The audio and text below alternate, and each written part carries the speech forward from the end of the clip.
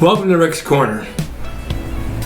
Well, first off, I want to thank all of you from all over the world, and I really mean all over the world, who have sent me get well notices, happy birthdays, fans of the show with the nicest comments in the world. I can't describe how good that makes me feel that I've reached out to so many people and touched them, which actually was my intent. But you never know until you hear back from people. Well, I'm home from the hospital now a week today. My birthday was yesterday. I went out last night. You're gonna laugh at me. My kids, my girlfriend, and my 2 ex-wives. Everybody got along. It was a shock to them when I got sick.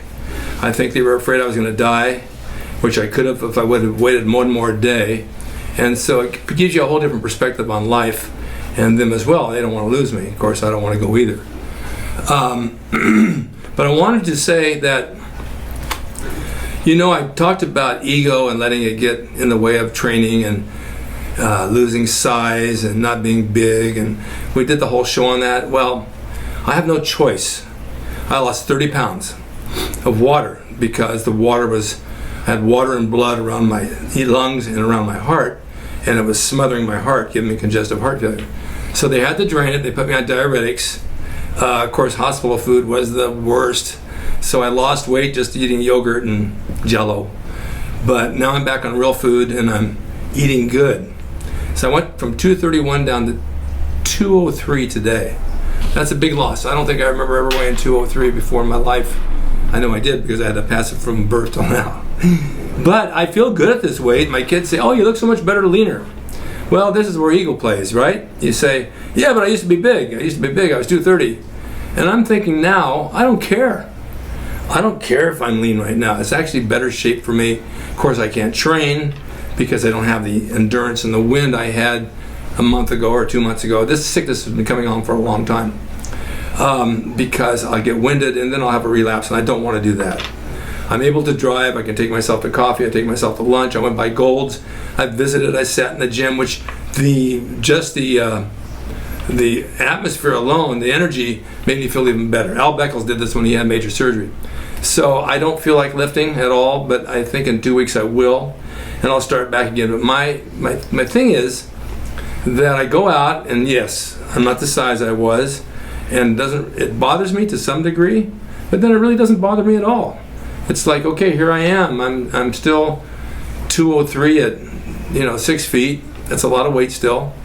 My muscles will come back. There's muscle memory, and they'll come back quick. I know that once I train, increase my protein, and do it the right way. I don't want to go back to 230. I want to go around 210, 212 tops, and I want to just get hard and muscular. I have been wanting to do that for years, and this sickness I had was a wake-up call, and I feel that I can do it. For all of you that wonder what I had pneumonia in both lungs and congestive heart failure. Now, that's not a heart attack. Basically, it's fluid around the pleural sac and around the lungs that drowns the heart and the lungs and doesn't allow you to breathe. They told me if I would have waited one more day, I probably would have died. Well, I'm not ready to die, and I'm not ready to leave my kids and my family and hurt them, or you as well. So I'm doing everything I can to get back. I've been doing really well. I had a physical therapist out here to check my balance. He says, "You don't need me." I had a nurse out here to check my blood pressure and my pulse rate and my oxygen. "You don't need me." So the key to this whole thing is rest, and I'm getting a lot of rest. Yes, I get out. I get cabin fever sitting in here. I need to mingle with other people. The first week, of course, everybody was here staying in my house, and I had at least 30 people a day in the hospital visit me, and it was nice. And then when that settles and they all go back to work, you're by yourself. I'm okay with that. I got a lot of hobbies. Writing for Huffington Post, shooting the show, playing my guitar, all that kind of stuff. But I do get out. So I just wanted you people to know, take care of yourself. If you get a cold or a cough, I had a cough for 2 months, not knowing what it was. Check it out, because lungs and heart are nothing to mess with.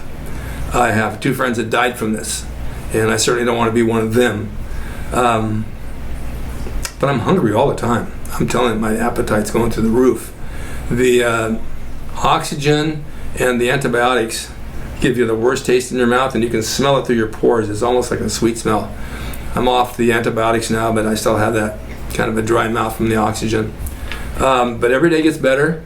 I turned 72 yesterday. I got to get another 20 years, maybe more. And I'm going to make the most of them. So I am going to go back to the gym probably in about a week or two. Start very light and then increase a little bit each day until I feel comfortable where I am. And then we'll see what happens then. This is almost like an experiment to me. But the ego does not play on this. It does not matter. So for all of you people who have gotten sick, you're laid off and lost weight, don't let it worry you. It'll come back. Don't try to force feed. Don't try to gain a lot of weight back. I don't think a lot of weight is healthy. I did ask my doctor, I asked my cardiologist, I asked my kidney doctor because I only have one kidney and my enzymes were really high, and I asked my pulmonary doctor. My kidney is back to normal. And the reason it was off is because I was taking ibuprofen every day and blood thinners. You can't do the two together. I said, does that have anything to do with steroids? And he said, absolutely not.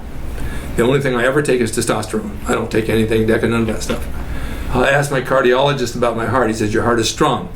I said, am I okay to take testosterone? He said, won't hurt you. If you need it, take it. I asked the pulmonary doctor, is there anything I can do if I want to take testosterone? Are you against it? He said, no. He says, if your levels are low and you want to bring them up to where you feel strong, you can do it. It has nothing to do with what you had. My kidney doctor told me that he prescribes it for people that need it. So that gives me 3 major doctors that went along with what I said. Now, I know that all the testosterones hold water. I don't want to do that. I know that masterone doesn't. So that will probably be the one I will take, probably 200 milligrams. And I also think it will increase my endurance and my recovery because it's boosting me up a little bit. So that's where it is. I wanted to be level with you guys. I don't bullshit around. I'll tell you what I do. I tell you what I take. Rich Piano was nice enough to call me. He's going to come back on the show. He dropped like 40 pounds. Stone Cold Steve Austin came to the hospital to visit me. He called me again. Lou Ferrigno called me 3 times. These are good friends that are very successful that don't have a lot of time, but they made time for me. And I really, really do appreciate that. But the comments and the emails that you all sent me, you know what? I will treasure that the rest of my life. There is nothing like that. I'm glad that I could be friends and reach out to you and help you and motivate you. And you certainly have motivated me to make a comeback. Now, I'm 1 week out of the hospital today. I'm not doing too bad. So, I won't even say that one. That's too funny. Sex Drive, yes, it's coming back. So, stay tuned for more Rick's Corner. I'm going to have guests starting next week. I was just a little bit slow this week because I wasn't feeling that great. But I got Cody Walker coming on, who is Paul Walker's brother from Fast and Furious. Lou Ferrigno said he would come for sure. Rich Piana said he would come for sure. So it's just a matter of lining them up for the dates. In the meantime, I wanted to let all you know what was going on. And I'm happy to have you out there. I'm talking to all of you right now, personally, one by one. I can't answer all the emails. I can't answer all the comments on Facebook. There's thousands and thousands, and I just don't have the energy. But I'll tell you all in a group, I really appreciate it, and I do read every one of them. So thank you so much, and stand behind me and watch me come back to the top again, because I'm going to do it. There's no giving up, and I'm not a quitter. Thanks for watching Rick's Corner. I love you.